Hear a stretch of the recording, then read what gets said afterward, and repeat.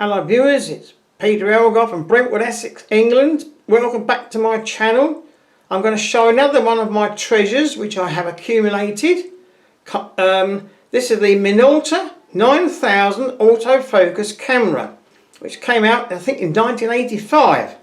Now, it's all filthy dirty because it was bought in a boot sale, but it's been cleaned up. But the lens it came with was this one. It's a 35 to 70 zoom, autofocus zoom, f4 maximum aperture, and it's faulty. Unfortunately, the lens aperture is very slow in its action. Now it's stopped down to f22 at the moment. If I show you the activating lever here, and I let go, it should snap closed very quickly. But look how slow is the action of the spring. Very slow. So that means when you're photographing, you're taking a picture more or less at full aperture before it's had time to stop down to the aperture you've selected, and all your pictures will be incorrectly exposed. What a shame. So anyway, I've got some other lenses that I've shown you on my video. This is one I've used off one of my plasticky Dynex cameras, autofocus zoom, the 28 to 80, and that works with it. So let's have a look at the features, and I'll tell you some of the things which I found out about this, because there isn't much on YouTube about this actual 9000. You have to have batteries for it, of course, and luckily it takes easily available AA batteries in this little compartment here. And as usual, it's a bit plasticky, so be careful. Make certain you put them in with the plus and minus according to the little picture inside, and slide it in and gently push until it clicks. All gentle because it's only plastic. This is quite heavy, so there's a lot of metal in it, but some of the parts are plasticky. Inside the throat you'll see the mirror, and there's a load of contacts here which join up with the lens and do things for you. This is the red dot where you put your lens to take it on and off, and this is the lens release button here where you can take a lens off and put a lens on. So I can show you that. The lens, red dot to red dot, twist it. Luckily it goes the right way. Blinking Nikon, or Nikon as the Americans call it, go the opposite way. That's the lens button. We'll do things with the lens off for the moment, so you can see the action of the mirror. Now, when you want to try it out, you've got to switch it on. It's marked off at the moment, so we switch it on here. The little lever here. There's two positions. There's one with a little beep and one without the beep. So we can have it without the beep. Press gently just here, just touch that, and it senses the skin. And you don't have to press hard. It comes up 4 thousandths, and it'll be f22 when there's lens on. Blimey, what's happened there?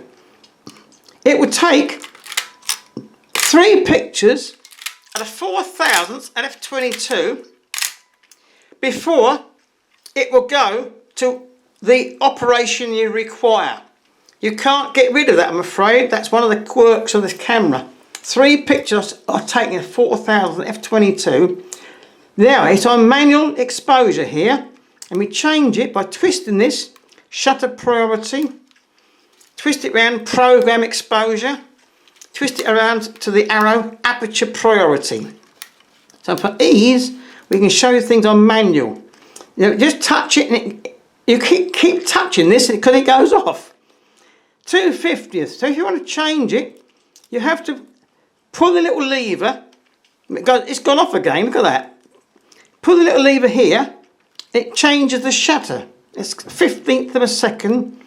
Put it on 1 second. You wind it on. Nothing happens if you haven't wound it on. 1 second. 1 second. Look, it keeps going off. You can have it for 15 seconds. We'll keep you waiting for 8 seconds. Here we are. There's the film playing at the back. That's where the film would be. And 8 seconds later, it comes down again. There's not a great deal on the front, but there's a little light which comes on here when you use the delayed action, which is this little lever here. If you want the delayed action, pull it till you see the red sign. Now I won't keep you waiting for long, so we'll whack up the exposure the other way. 1 minute, we'll put it on. It goes to, that's on bulb. It goes to 4,000th of a second. You know, that's 125th. Wind it on. Press. Now it's no sound because it's not making the beeping sound, but you can see it flashing. Here we are. That's the delayed action. You've got to remember to cancel it, otherwise everything you take will be delayed action. This is a frame counter, how many frames you've taken. And then on the other side here are some more controls.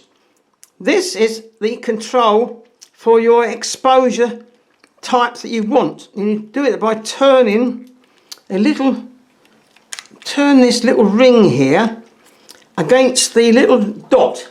And this is on average metering at the moment, which does most things. If you want spot metering, more advanced photography, you can put it there. I've done spot metering. This will measure the highlights.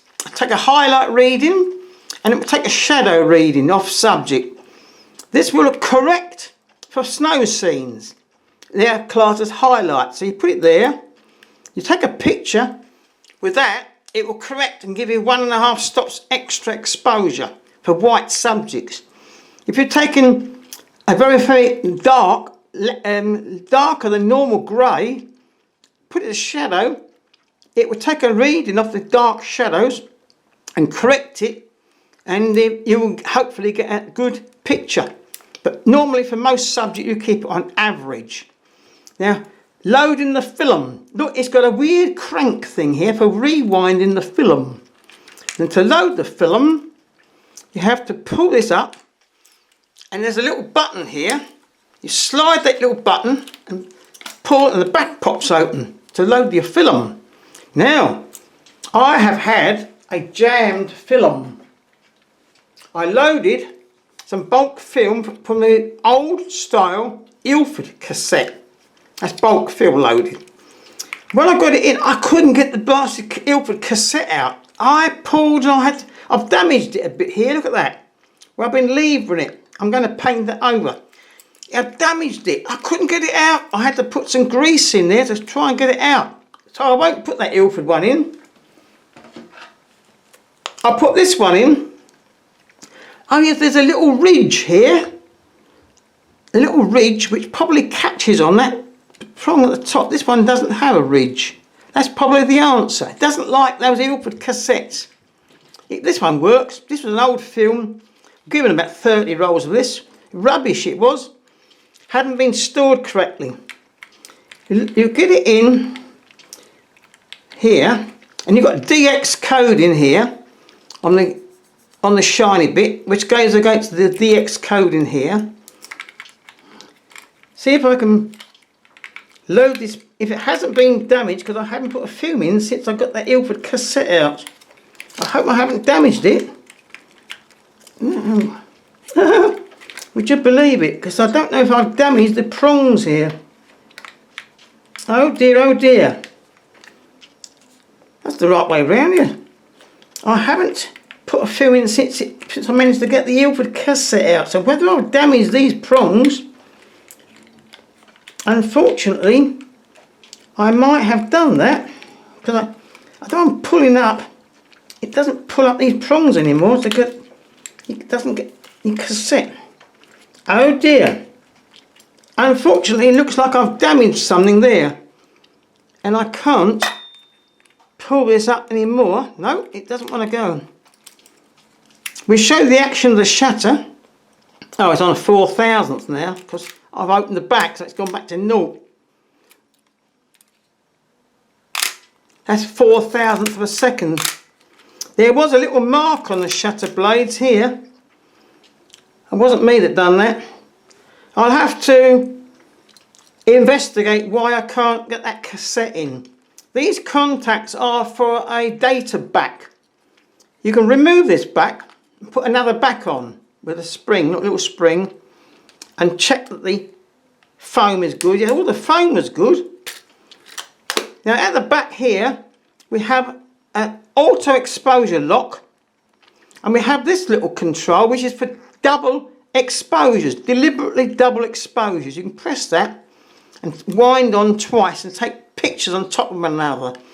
If you want to do pictures in difficult situations, you can point it down the ground, press that memory lock, and then raise it up and take your picture like that. That's how you use your memory lock. I haven't used that feature at the moment. On the other side here, so we've got the aperture control here, which controls your aperture. If you want it on manual, we're getting off the 4000 flipping thing at the moment. I've got to put a lens on, otherwise I can't show you the aperture. Here we are. Right, it's on 5.6. That is a standard setting. When you start it up, it always goes to 125th 5.6. We pull up on the side here, and then you can change. We can change your aperture. Pull it up and pull it down. Yeah, it's going down f11 now. It's difficult seeing if you get a shine on that little window. It's on f16 now. You push it up, and your aperture goes up. It's 6.7 back to 5.6 again. So here's the shutter control. This is the aperture control. Now this is a 3mm coaxial socket for flashes, studio flashes.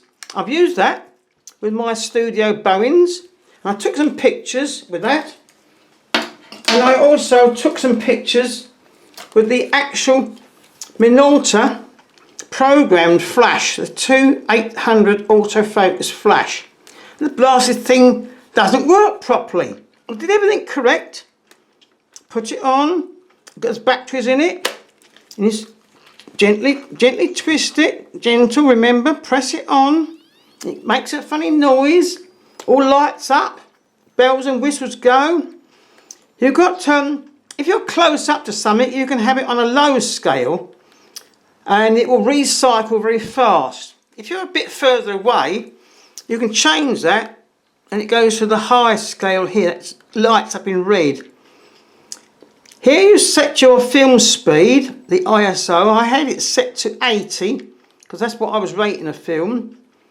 Here we are. You can rate it up 200, 100, etc. down, and it all works. I think the flash should work. Test. No, I switched it off. Here we are. That flash all works, and it should give you through the lens flash metering with all these settings. Program will do it all for you. Aperture control, you can pick the aperture, and it synchronises up to 2/50th of a second. But when the pictures came out, they were thin as ghosts. I don't know what's gone wrong, but nothing worked with this flipping flash. So we've got to investigate that.